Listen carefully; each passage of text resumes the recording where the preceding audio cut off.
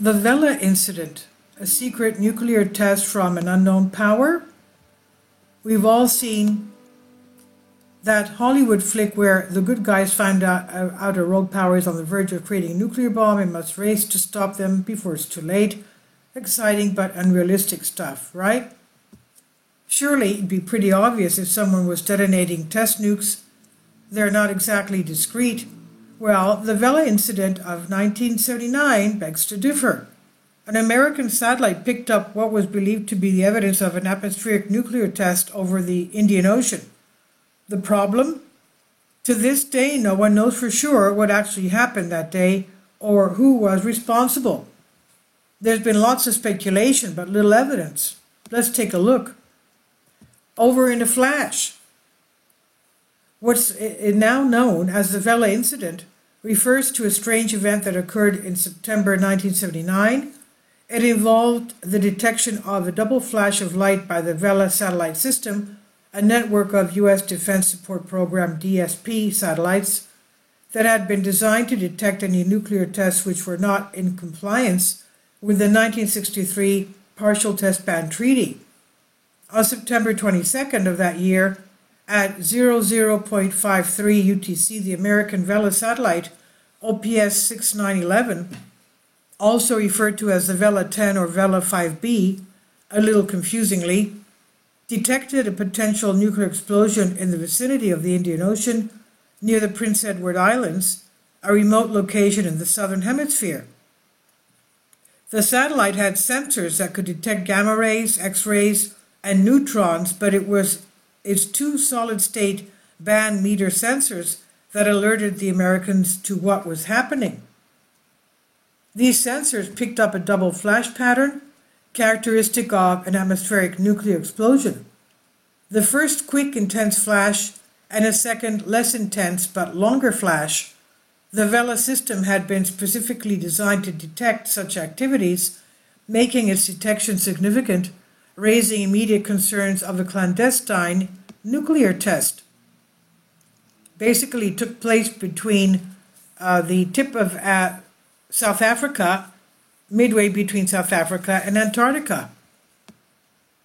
The United States and its allies were immediately suspicious that some unknown power was violating international agreements to build and test its own home-brewed nuclear bomb. Several countries in the region were known to possess nuclear capabilities at the time and were suspected of engaging in covert nuclear activities. Despite extensive investigations by the United States and other countries, the exact cause and origin of the Vela incident remain officially unresolved.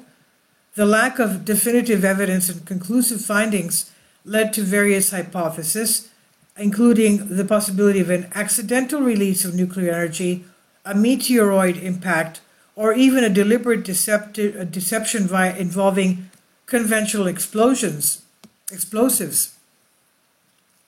Evidence of a nuclear test? So the satellite picked up two bright flashes, which could have been evidence of an illegal nuclear test, but was there anything else? After all, even the smallest nuclear explosions tend to be pretty big and make a lot of noise. Surely one would not be hard to miss. Well, the location of the incident itself helped to raise suspicions. Nuclear tests are not easy to hide, but the flash was detected in the vicinity of the Indian Ocean near the Prince Edward Islands, a remote area far from major population centers. This geographical isolation made it an ideal location for a covert nuclear test, as it would reduce the chances of detection and international scrutiny. Of course, nuclear bombs also typically produce fallout, which the Americans began looking for. From the 22nd to the 29th of October, the U.S. Air Force flew 25 sorties over the Indian Ocean to carry out atmospheric testing. To confuse things further, they found no evidence of a detonation. Studies of wind patterns, however, suggested that fallout from the nuclear test would have been blown to southwest Australia. When sheep in southwest Australia were tested not long after the incident, they showed low levels of iodine-131, a product of nuclear fission. The fact that the Arecibo Observatory in Puerto Rico detected a strange ionospheric wave, a disturbance of the Earth's upper atmosphere on the day of the incident, something not seen before, also raised suspicions. Something seemed to be up. These pieces of evidence were not exactly a smoking gun, however. The barely irradiated sheep were in the southwest, they were in the southeast, not the southwest of Australia. Furthermore, if the fallout had spread that far, one would expect it to have reached New Zealand. There were no traces of iodine-131 found there. It must also be stated that ionospheric waves can be caused by a lot of things, including solar activity, geomagnetic storms, meteor showers, and even seismic events, not just nuclear explosions. The Americans were not sure what to make of this strange mix of evidence and non-evidence. After the event became public knowledge, the Department of Defense continued to refuse to commit, declaring the incident was either a bomb blast, as first thought, or an unusual mix of natural phenomena such as those listed above.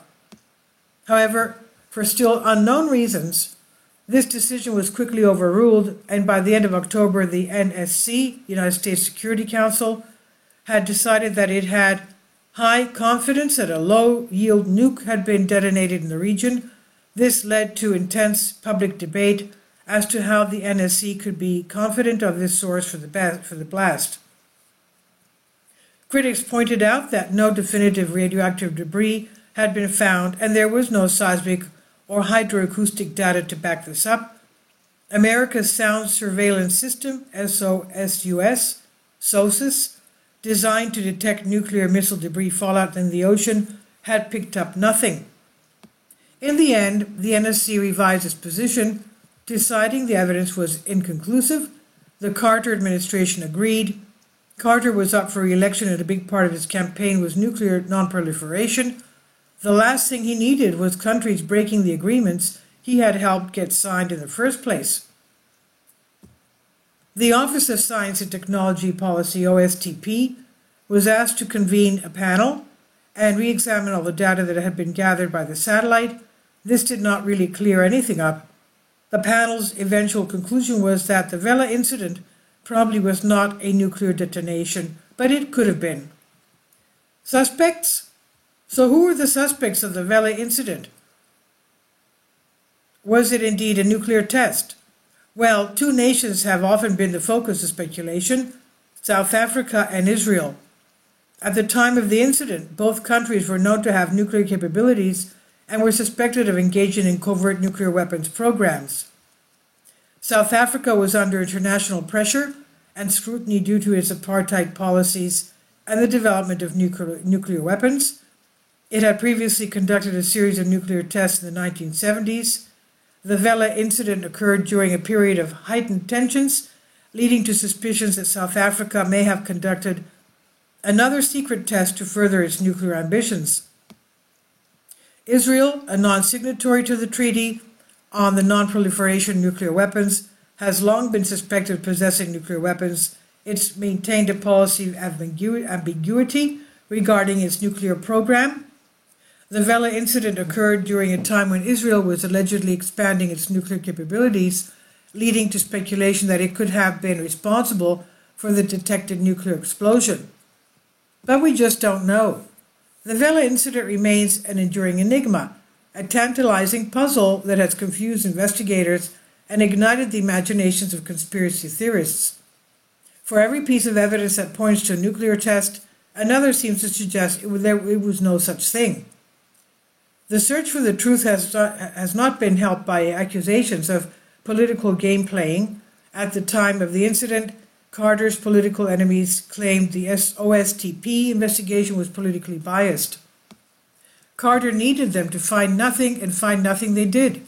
However, it must be remembered that Carter's enemies had their own motives and would have loved nothing more than the Vela incident to have been a nuclear test. In the end, the honest answer seems to be, we have no idea what the Vela incident was, and it's likely we never will. If it truly was a rogue nuclear test, then the power behind it got away with it, and that would mean that somewhere out there are nukes we know nothing about. This is by Robbie Mitchell on Historic Mysteries. Please leave your comments and thank you for your support. Patreon account. The daily posts are 5 videos daily, and they are totally different from what I have on my YouTube channel. Thank you so much for your support and that you find all my content so interesting. You'll find the Patreon account details in the description box below.